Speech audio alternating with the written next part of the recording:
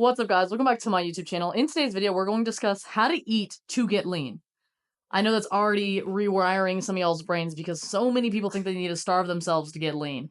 I'm going to break down the whole process right here and give you as much detail as I possibly can to hopefully encourage you to eat to get lean instead of trying to starve yourself to get lean and restrict yourself and restrict yourself and restrict yourself to get lean. I promise you, it's not the way to go, all right?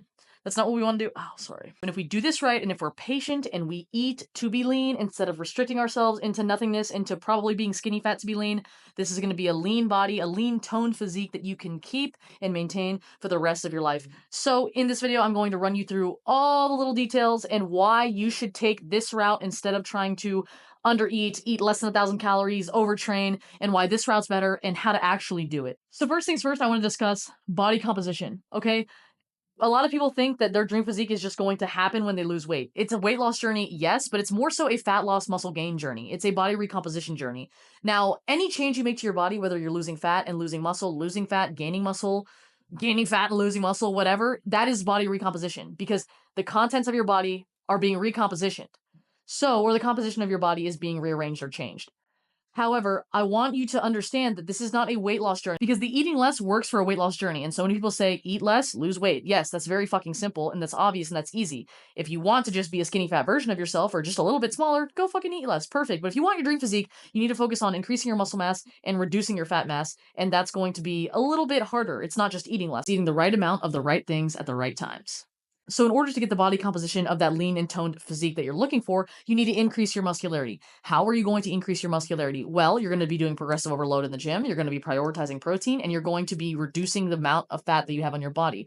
Because we're working on building muscle by going to the gym and prioritizing protein, we'll have more muscle being put onto us so that it is more apparent, more evident, you're becoming more muscular. Concurrently, we'll be in a caloric deficit and we'll also be increasing our activity levels using cardio and just steps, overall activity in order to help melt the fat off of our body. Melting the fat off of our body will increase our muscularity because it will reveal more of the muscle. So if you think about it, when you have a lot of fat on your body, it's covering the definition, the muscles. The less fat you have, the more defined you look, the sharper the lines are in your arms and your biceps. When I'm extremely lean, you can see striations in my shoulder way more than you can right now. It's because there's less fat there. There's less fat being carried there.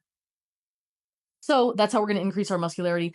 I already mentioned a little bit of reducing body fat. I kind of said those in the same go, but you know, two birds, one stone right there. Increasing muscularity by losing body fat and building muscle, reducing body fat by what I just told you, utilizing caloric deficit and pulling both levers with cardio and activity, increasing muscularity by prioritizing protein and then utilizing carbs and fats to indirectly fuel that muscle growth, and then progressive overload in the gym. So next up, now this is more so the why I want you to take this approach.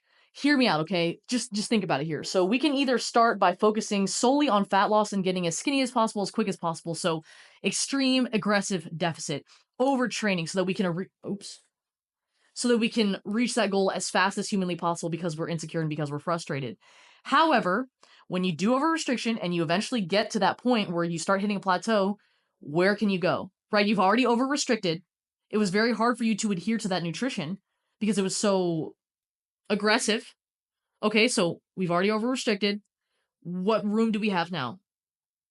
Because of the over restriction, we probably weren't very efficient at putting on muscle mass. Because we don't have that much muscle mass, our metabolism is not that great. So we're lacking in muscle mass. We've lost weight though, but we're not happy with our results yet. So we're not really satisfied. But the deficit was so steep that now where can we go? Right? Realistically, it gets to a point where there's a threshold that you cannot cross to restrict yourself into. Right? Whereas if we flip the narrative and we accept that this might take a little bit longer, but we're okay with being patient because this is also a mental transformation and it's going to force us to be consistent and disciplined, which half the time, the reason that you guys take aggressive cuts, overtraining and all that kind of stuff is just because you're impatient and you don't have the mental fortitude or the patience to take it the right way. And I say that because I struggle with that a lot. I tried to do the insane deficit to overtrain because I was so frustrated and insecure that I got this. I'm describing my situation actually here. So what I'm trying to say is, yes, it seems like that's the route you want to take simply because you're so insecure and frustrated. However, if you put your head down and understand that you just need to be patient and you'll get better results that you can keep, and you'll also come out with a positive mindset and you'll pop out not only looking better, but feeling better and feeling happier. And when you're happier, you look better and you're better, right? Put your head down and work, okay? take a conservative approach with utilizing fat loss and getting lean. Because realistically, if you want to get the kind of lean you're looking for, having washboard abs, being insanely muscular, looking good. If you want to look as good as possible, be patient. Okay, because when you're in a deficit, if you take a conservative approach, you can diet in phases. Instead of trying to be in a 12-week shred, do it for 6 months. Start with a 200 calorie deficit for a few weeks, take a break, take a refeed, take a maintenance break, whatever, and then go into a 400 calorie deficit, and then take another one, and then do another deficit, and almost break your fat loss into phases so you can get to that level of leanness and it's easier. The only caveat with that is that it takes patience, and not many people have patience. So that's why I'm trying to say, and if you take a much more conservative approach, that 6 months that you have where you're not starving yourself, because you're not starving yourself and you still have a good amount of nutrients, you can indirectly utilize your carbs and fats to then start putting on more muscle mass. So you'll have 6 months to build muscle and then 6 months to shed that fat off in a sustainable way so that you can go further in the fat loss and also pop out with more muscle. And now, if I were to present the two options, 12-week shred where you're going to end up skinny fat because you don't have enough muscle and you're starving yourself and you realistically can't move anywhere after that, versus taking the long way, taking the approach to learn your body, build more muscle, cut in phases so that you can reach that level of leanness where you look toned and you look muscular and you also look better because you put on more muscle. Now, I'm hoping that you would choose the latter option and you're okay with learning to be patient and be consistent and be disciplined, and you're allowing yourself to take that mental transformation, because that is what's going to yield the results that you can keep, and that is ultimately going to make you happy, more successful, and is really the base or the pillar behind building your dream physique, keeping your dream physique, and not letting it consume you and being able to maintain it with ease. Because I fell into the trap of overtraining and it consuming me, and it was just never enough. And now I'm in the gym under 6 hours a week. I'm happy with how I look, whether I'm bulked up or I'm leaner, whichever the case may be, because I took the time to put on muscle. And also, when you prioritize muscle growth, the more muscle you have, the more fat mass you can kind of get away with carrying and still appearing as if you lift, right? So let's say you don't have much muscle mass and you go into one of those extreme deficits. So yeah, maybe you're a little bit lean, maybe you see some striations in your stomach, maybe you see a little bit of stomach lines, but you're maybe a little bit still retaining some fat here in the love handles. These are always the last to go for majority of people. Not only do you not like it's going to be very hard to stay there and maintain that, okay? Because you don't have much muscle mass. But then when you start adding more nutrients, you have no muscle mass, so you're just going to look a little bit fluffy, a little bit rounder. Whereas if you had a good muscular base, the fat, since it's malleable, it can adhere to that lean, compact muscle and still give you a little bit of definition, a little bit of toning. When I went on my first bulk, I did not look like this. I did not look like this. And I'm coming off of my bulk right now. So I'm taking, again, a conservative approach to cutting. I'm cutting in phases. So I'm still coming off my bulk. I did not look like this. I didn't look like this, but I took the time to build the muscle, and I always put building my muscle at the forefront so that now when I do carry a little bit more body fat than I do when I'm lean, it adheres to the muscle. So it doesn't look like just a blob of fat or a blob of fluffiness. However, it's still adhering to the muscle mass that I took the time to build underneath it. And so when you do have that muscle math, I do not have a lisp, I promise. When you do have that muscle mass, you have more freedom with your diet. I actually brought you guys over to my computer because I wanted to do the how part over here instead of on the whiteboard, because I feel like this would be a better visual representation for you because it's got a little bit more information. Previously, though, before I brought you all over here, I was talking about how we need to increase muscle mass and reduce your body fat percentage. So in this chart here, I'm going to tell you what you need to do for fat loss and then what you need to do for muscle growth so that you can reach that sweet spot where you have your dream body or your dream physique, right? So if you think about it like a graph, like we'll have fat loss and then we'll have muscle growth. And then somewhere there's like a middle point where you're going to fall, and that's kind of the sweet spot that we're aiming for. And so in here, I'm going to discuss really what fat loss looks like, what you need to focus on, and then what you need to focus on for muscle growth so that you can eat and train to fuel your dream physique instead of just trying to be as skinny as possible because we're insecure and frustrated. So let's go ahead and start with first thing on the list here for fat loss, which is going to be a caloric deficit. Now, I'm sure everybody and their mom knows they need to be in a calorie deficit to lose weight. However, we want to lose fat, right? So we don't want to just focus on losing weight. And so in order to get to that level of leanness that you're looking for, maybe having stomach lines, defined abs, very muscular, or just looking lean and toned, I would recommend going in a caloric deficit for phases, right? So when we take on these grandiose fat loss journeys, it's very hard to commit to being in the deficit necessary to get there.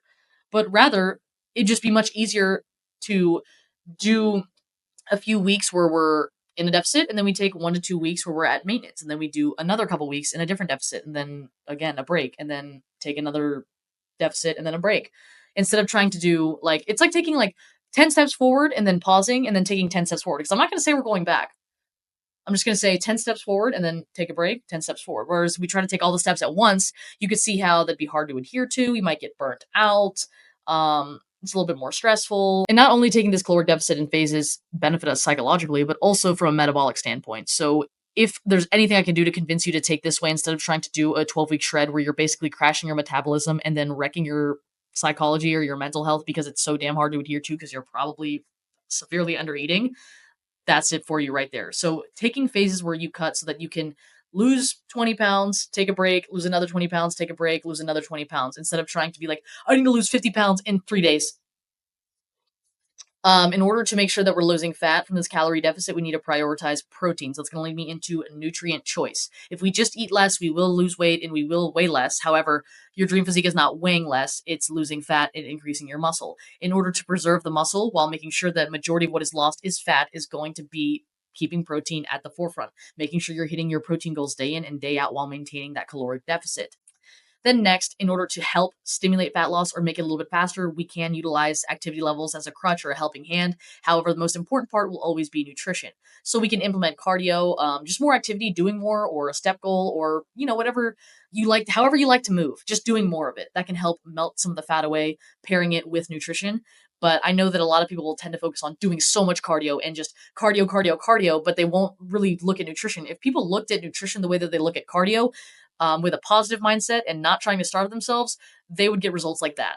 Well, not like that, but probably like that in comparison to trying to starve yourself and do so much cardio because you'll fall into this negative cycle where you'll eventually get stuck. And then when you're stuck there, your progress is significantly slowed. And so in relation, it will happen like that. But objectively, it's not going to happen like that.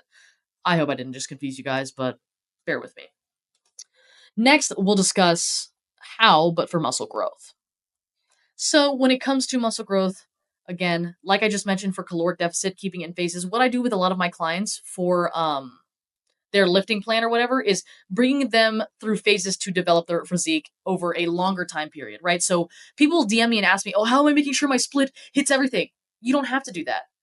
Okay, when you accept to be patient and you're willing to, bite the bullet and put your head down and work and understand that this is just going to take a long time and you can't rush it, you can then take a year-long time horizon, for example, and break it up into 4 12-week phases. In those 4 phases, you can choose different muscle groups you work on within those 4 periods, right? So the first phase for 12 weeks, you can work on your lats and your hamstrings. Then you can work on your quads and your chest, and then your shoulders and your calves, whatever. That's just an example, but that's what I do for all of my clients. Not only do they go through caloric phases, they also go through training phases and lifting phases to just develop their physique.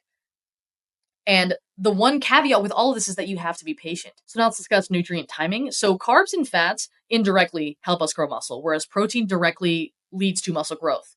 We utilize carbs and fats as a source of energy when metabolized by our body to be able to push in the fashion necessary in the gym to build muscle. So through utilizing carbs and fats strategically by eating them in the appropriate time window before we work out, depending on our digestion, it can give us the energy necessary to be able to train hard, train effectively, and train efficiently to put on as much muscle growth as we can or put on as much muscle as we can. Because we strategically time our nutrients, we're getting more results or more muscle growth simply because of making that small little change. So your workouts become more efficient because you're eating to fuel, you're eating to grow. Whereas if you were to go to the gym and you were just not paying attention to what you ate, or you weren't eating to grow, or you were starving yourself, you would be getting less results for the same given time period. So you'd be in the gym for an hour fasted versus being in the gym for an hour having the proper nutrient timing. One of them is going to yield slightly more muscle growth. And so when that compounds over time, you'll grow faster and you'll get more results faster in the longer time horizon. And so nutrient timing is important because that's mainly where we can utilize carbs and fats to indirectly help us grow muscle. Next, we have nutrient choice on this side as well, because not only do we use protein to preserve muscle, but also protein to build more muscle. And so while we're timing our nutrients to make sure that we're utilizing carbs and fats indirectly to grow muscle, we're also going to want to make sure that we time protein pre and post workout to help our muscles grow and preserve the muscle mass that we do have. So protein is going to be utilized for both muscle preservation as well as muscle growth. that is everything that I have as far as the how goes and explaining everything to you. I hope this really, really encourages you to be patient. And I also hope that it happens to encourage you to join me on my summer shred. As you guys know, I take my clients through all of these nutritional and training phases to help develop their physique and also develop their mindset so they come out not only looking better, but being more confident, positive, and happy. If you want me to do that for you, I will leave the application of that in the description of this video, as well as the link to my Instagram so that you guys can personally message me if you have any questions, or you may drop them in the comments down below. As always, guys, remember, do hard shit, be confident, have the courage to be uncomfortable, and most importantly, do not forget how much I love y'all and how much I'm rooting for you guys. I'll see you guys in the next video.